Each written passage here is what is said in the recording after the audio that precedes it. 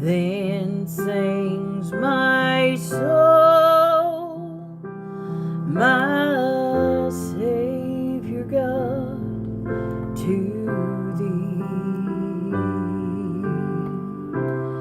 How great thou art, how great thou art.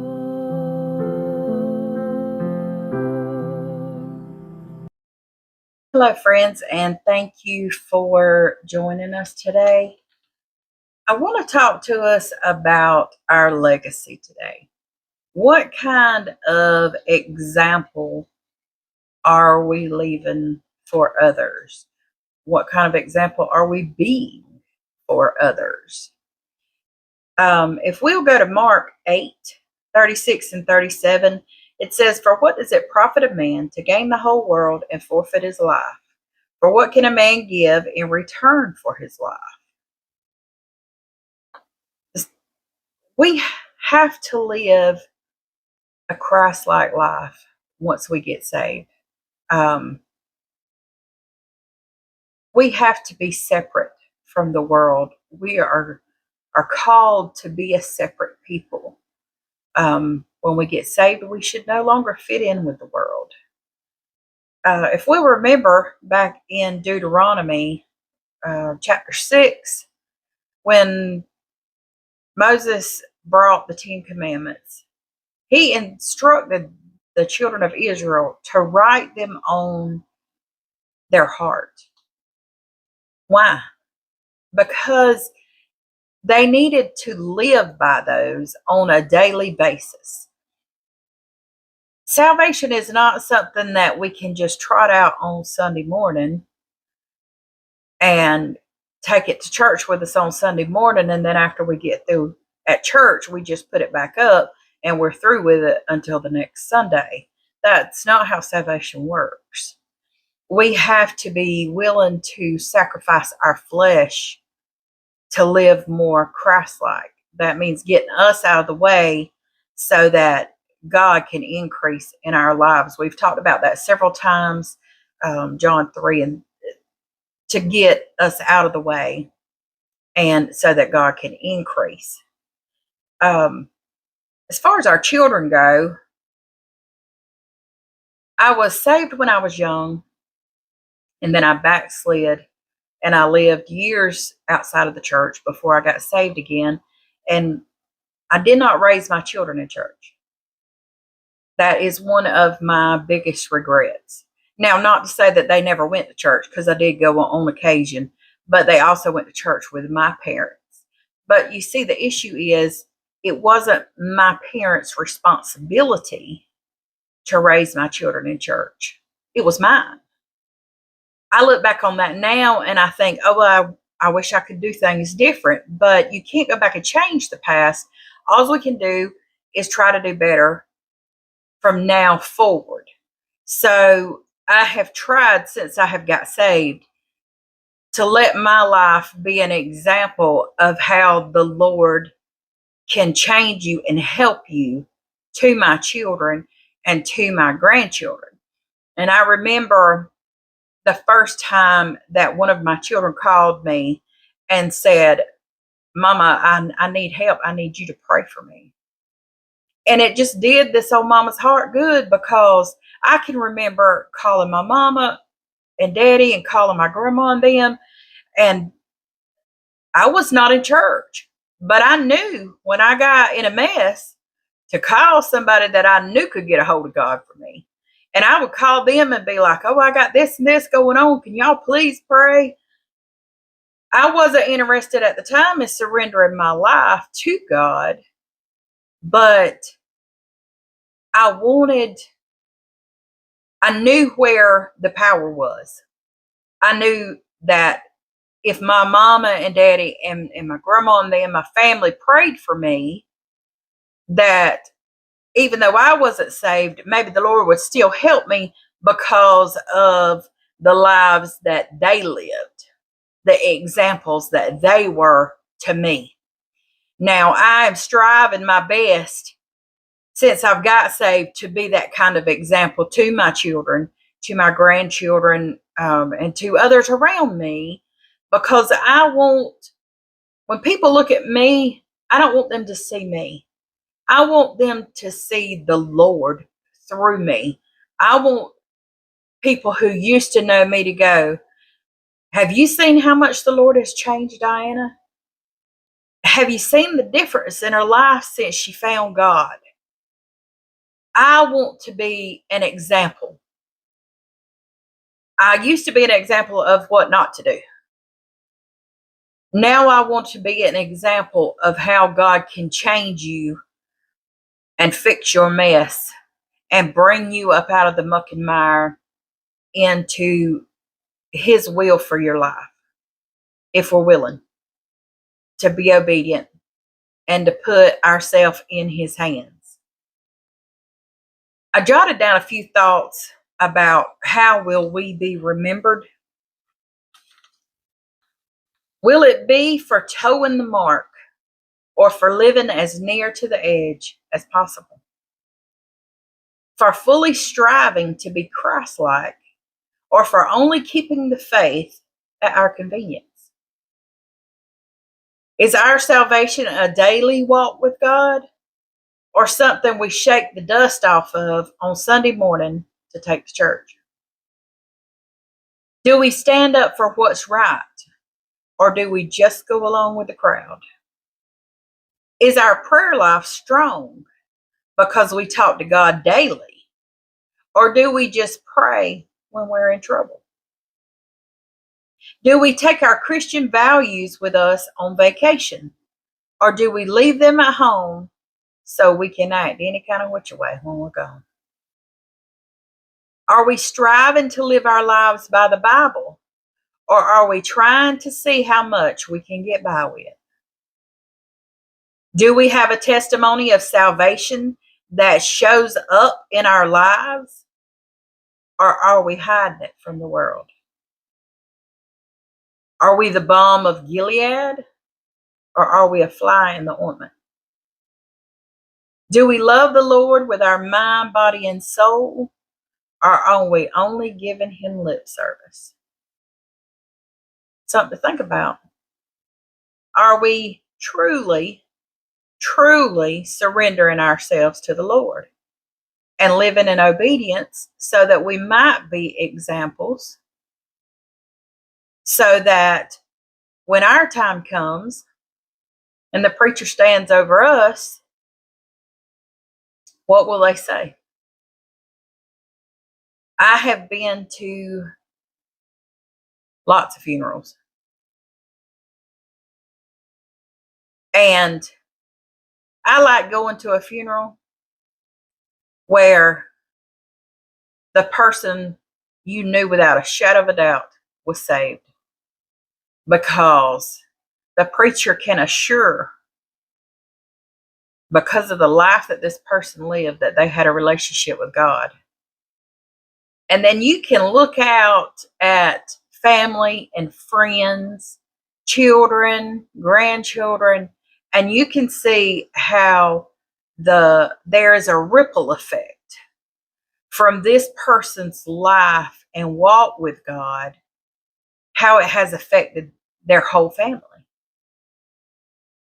Now, not all their family may not be saved, but even the ones that are not saved can tell you about the power of God because they have seen it firsthand in that person's life. John 14:15 says, if you love me, you'll keep my commandments. Keeping those commandments lets us live as an example before others. It allows us to get ourselves out of the way so that people will see God in us. I know I get very nervous talking in front of people, singing in front of people, and I really have to have help from the Lord with that. But I always pray Lord, if you'll give me something that will glorify you, whether I'm talking or whether I'm singing, if you'll just set your spirit down wherever I'm at and let others see you by whatever I'm doing, I'll be greatly satisfied with that. I want to be an example of what the Lord can do for you to my friends and family. If we'll look around us nowadays, you'll see that the world is trying to get, I'm going to say, a form of godliness. You've got ungodly people making godly music or attempting to make godly music. You've got motivational speakers who are supposed to be pastors. Everybody's scared of calling a sin a sin. But the generations that are coming up behind us who were not raised like we were and told this is a sin, this is a sin, this is a sin, they don't know. And how do we expect them to know if we're not living the life as an example before them? We can't expect them to learn something if we're not willing to be an example to them. The Lord will teach us. Yes, the Lord will teach us what we need to know. All of our walks are not going to look alike, but the things that I need to work on, the Lord is going to bring them to me and let me know, hey, you need to work on this. And I have noticed the change in myself. Sometimes things happen for a purpose. Sometimes you may go through a trial and you don't understand the purpose behind that trial. And then later on, you will notice that that trial has brought you a softer, kinder outlook towards other people who may be in a similar situation or who may be struggling with something, because you think back to that time that you were really struggling with it, and it keeps you knowing that you have to have the Lord. You have to have Him for the strength to carry on.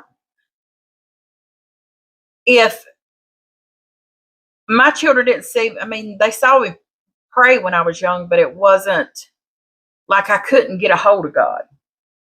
But then once I got saved and surrendered my life to Him, I'm able to get in touch with Him because I know Him, because He's my friend, because I talk to Him on a daily basis.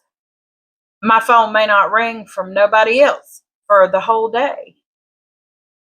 I may not talk to nobody but my husband that day, but I'm going to talk to the Lord multiple times, because there's not a moment in the day that goes by that I don't need help.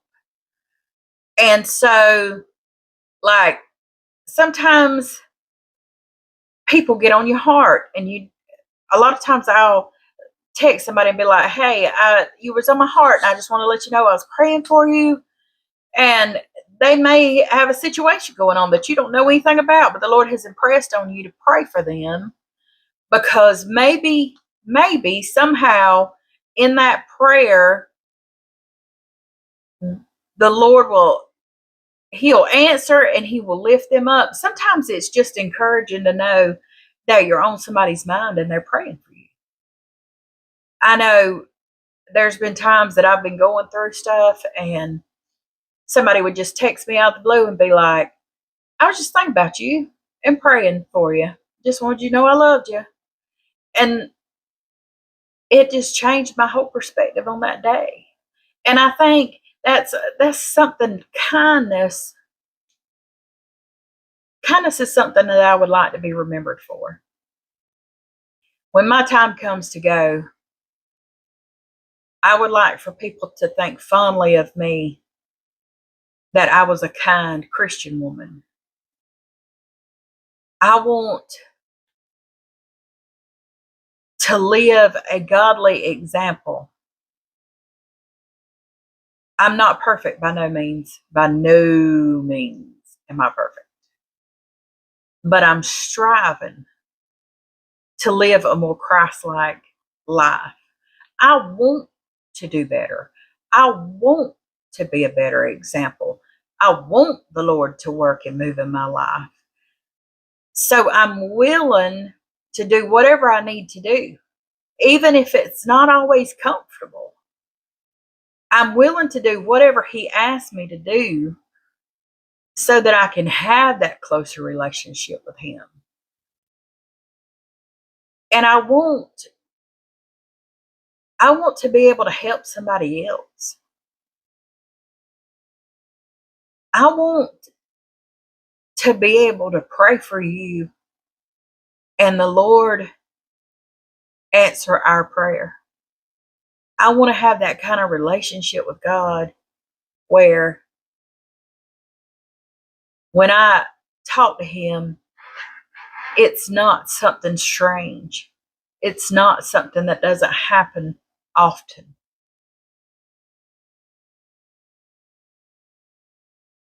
I want the Lord to be able to work through me, use me as a vessel. To do that, I have to be obedient and willing to surrender my life to Him. I want to be an example of what God can do for you. I hope something I've said today has maybe given you something to think about. Maybe something I've said will help draw you closer to the Lord. I know I continually work on my relationship with Him every day. It's an everyday thing that we have to do to be able to draw closer to Him. It's an everyday walk. So I hope something I've said today has helped you, has given you food for thought. And I hope you have a blessed day, and we will see you soon. Thank you for joining us.